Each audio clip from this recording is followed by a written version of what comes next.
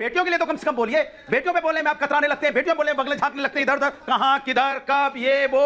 अरे क्यों भाई, आपसे सवाल होता है देश की बेटियों में तो सीमा पार मत जाइए। सीमा के अंदर भी जो हमारे बेटियों के साथ अन्याय हो रहा है, कम से कम उसको जनता पार्टी झूठ के अलावा क्या करती है जरा बताइए। आपने चुनाव के पहले महंगाई पे जोर मारा था कि देश में महंगाई बहुत है इसलिए हमें लेके आओ, फिर आपने महंगाई कम कर दी। क्या बेरोजगारी पे आपने कहा था बेरोजगारी बहुत हमें लेके आओ, तो क्या बेरोजगारी कम होना चाहता हूं? आप किस बात पे टिकते हो?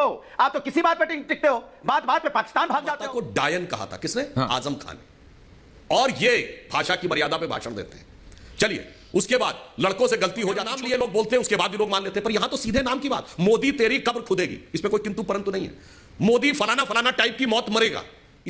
नमस्कार दोस्तों, स्वागत है आप सभी का। आप देख रहे हैं हिंदुस्तान पॉइंट अभी। दोस्तों, आज मैं जिस वीडियो पर रिएक्शन देने वाला हूं वो वीडियो है रिपब्लिक भारत यूट्यूब चैनल का। दोस्तों, आज की डिबेट होने वाली है बीजेपी के प्रवक्ता सुधांशु त्रिवेदी और समाजवादी पार्टी के प्रवक्ता अनुराग भदौरिया के बीच में। दोस्तों, जब एंकर ने सपा प्रवक्ता अनुराग भदौरिया से पूछा कि कांग्रेस की तरफ से मोदी के वोटरों को राक्षस कहा गया, उस बात से सहमत है कि नहीं, तो दोस्तों अनुराग भदौरिया अपना वही घिसा पीटा पुराना वाला टेप बजाना शुरू कर दिया कि टमाटर के दाम इतने महंगे क्यों हैं, पेट्रोल और डीजल के दाम 100 के पार क्यों चले गए हैं और महिला पहलवानों को क्यों घसीटा गया है। तो दोस्तों, सुधांशु त्रिवेदी ने इस भदौरिया के स्वर्गीय मुलायम सिंह यादव के उस घिनौने कारनामों की पोल खोल दी जिससे भदौरिया लगा बौखलाने। दोस्तों, यदि आप चैनल पर नए हैं या चैनल को अभी तक सब्सक्राइब नहीं किया तो प्लीज चैनल को सब्सक्राइब किए बिना मत जाइएगा। तो चलिए हम लोग मेन वीडियो को।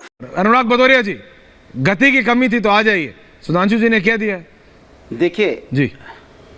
देखिए सुधांशु जी की गति ऐसी है कि सीमा पार चले जाते हैं देखने के लिए। अरे प्रभु, हाथ जोड़ के निवेदन आपसे, सीमा पार कहे जाते हो भैया? आप सीमा के अंदर ही चले जाते मणिपुर। तो जो लोग उस महिला के साथ अन्याय कर रहे थे, किस प्रवृत्ति के लोग थे बताइए आप? इस तरह का जो महिलाओं के अन्याय देश के अंदर बढ़ा है, वो किस प्रवृत्ति के लोग हैं, मैं ये जानना चाहता हूं। तो महिला के अत्याचार पे तो कम से कम बोलिए। सीमा उस पार चले जाएंगे, लेकिन सीमा किस पार अगर महिलाओं पे अत्याचार होता है तब आप मौन धारण कर लेते हैं, तब तो आप बोलते नहीं हैं। हम आप डिबेट में कई बार रहे हैं और 50 बार मैंने आपसे पूछा है कि जिन महिला जो हमारी बेटियां जो देश के लिए मेडल जीत के लाती, उनको घसीटा गया था, तो आपके मुंह से एक शब्द नहीं फूटा था। और आप लंबी लंबी बातें करते हैं, आप कमाल की बात करते हैं। आप बेटियों के लिए तो कम से कम बोलिए।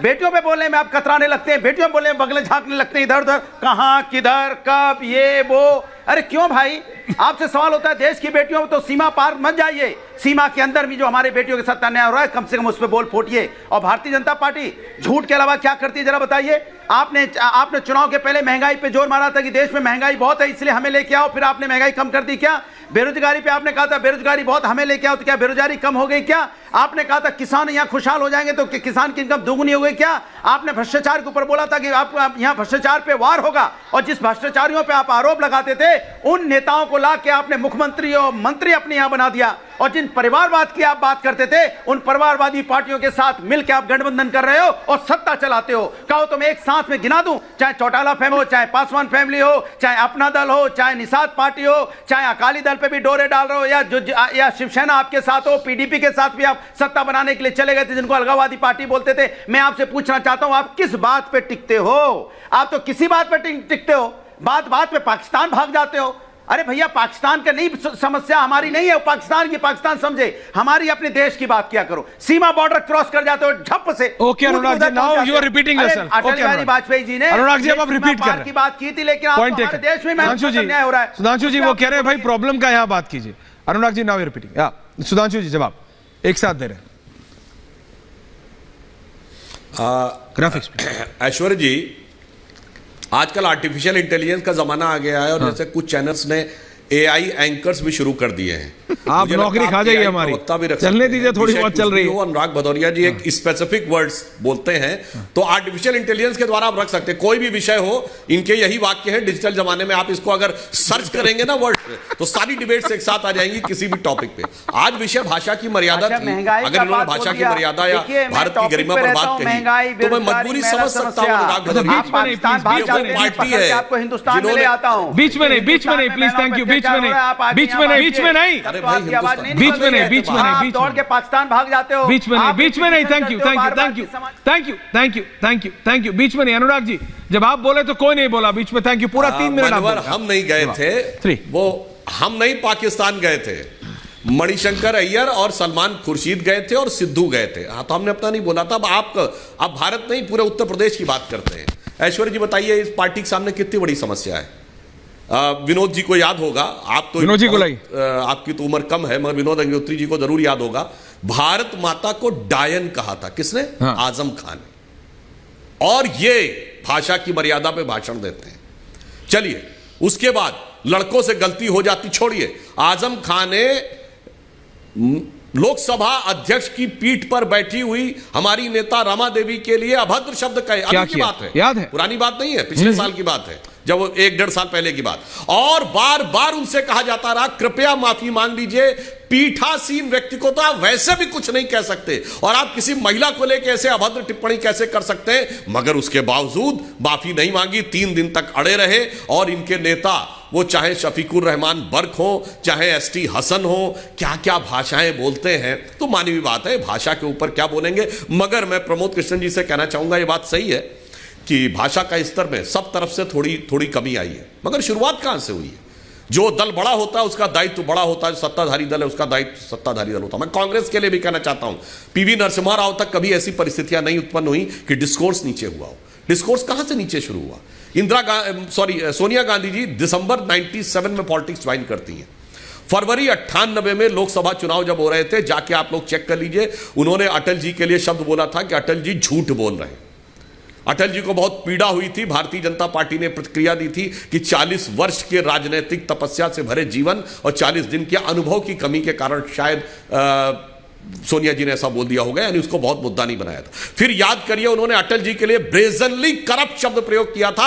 आज जाके देखिए, यूट्यूब के ऊपर अवेलेबल है। अटल जी ने बहुत दुखी स्वर में खड़े होकर कहा था कि यह मूल्यांकन है आपका हमलों के बारे में, हमारे लिए ब्रेजनली करप्ट शब्द जैसे शब्दों प्रयोग किया। चलिए कोई बात नहीं, ये तो अटल जी के युग की याद दिला दी। अब सबसे पहले इसकी शुरुआत हुई 2007, जब मोदी जी के लिए मौत के सौदागर शब्द का प्रयोग किया गया। तब सोनिया जी सुपर पीएम थी, उनकी हैसियत प्राइम मिनिस्टर से ऊपर थी भारत की राजनीति में। अब आप बताइए, उसके बाद शब्द की मर्यादा छोड़िए। आप किसी को लगेगा बातें लाक्षणिक की गई, जैसे मोदी जी ने किसी को सुपर्णखा नहीं कहा था, सिर्फ ये बोला था बहुत दिनों के बाद रामायण के सीरियल की हंसी याद आई। अब जिसको समझना था उसने अपने आप ले लिया। बहुत सी बातें, जैसे मैं कहता हूं, मैं खुद इस वाक्य से सहमत नहीं हूं, बार बाला जैसा शब्द कहना उचित नहीं है, परंतु कि बगैर नाम लिए लोग बोलते हैं, उसके बाद भी लोग मान लेते हैं। पर यहां तो सीधे नाम की बात, मोदी तेरी कब्र खुदेगी, इसमें कोई किंतु परंतु नहीं है। मोदी फलाना फलाना टाइप की मौत मरेगा, इसमें कुछ समझने की किंतु परंतु का स्कोप नहीं है। मोदी की बोटी बोटी काट डालेंगे इमरान मसूद, और ये कहने वाले, मौत का प्यार बताने वाले सुबोध कांत साय गृह राज्य मंत्री, और कब्र खुदेगी वाले कहने वाले नेता। अब मान्यवर, इसमें कहीं कोई किंतु परंतु है? सीधे मोदी जी का नाम लेके मौत, मौत की कामना, मौत का प्रकार, कब्र का खुदना, बोटी बोटी। मैं विनम्रता से कहता हूं, आपका कोई एक नेता बताइए जिसका नाम लेके मौत की कामना की बात कही गई, जिसके लिए नाम लेके कहा हो कि इसकी कब्र खोद देंगे या बोटी बोटी काट देंगे। इसलिए मैंने कहा, ये जो डिस्कोर्स है जो नीचे आता जा रहा है, ये तब ज्यादा नीचे समस्या होती। जैसे हमारे यहां आरोप लगाया गया अनुराग ठाकुर के ऊपर। अनुराग ठाकुर ने तो नहीं बोला ये बात, उन्होंने कहा कि देश के गद्दारों को जनता ने कहा गोली मारो, आगे जो भी वर्ड बोला, जनता धक्के मारो भी कह सकती थी और जूते मारो भी कह सकती थी, उसने गोली मारो कहा। परंतु समस्या क्या होती है, जब इस ढंग के बयानों पर भी पार्टियां सीधे सीधे स्टैंड लेना तैयार नहीं होती हैं, सड़क छाप गुंडा तक कह के उसके भी डिफेंस में आज तक माफी नहीं मांगी जाती है। और क्यों माफी नहीं मांगेंगे? ये तो इंदिरा इज इंडिया कह के भी माफी नहीं मांगे, इसीलिए तो मोदी जी ने घमंडिया गठबंधन कहा है, ऐसे थोड़ी कहा है, क्योंकि घमंड की तो एक पराकाष्ठा है।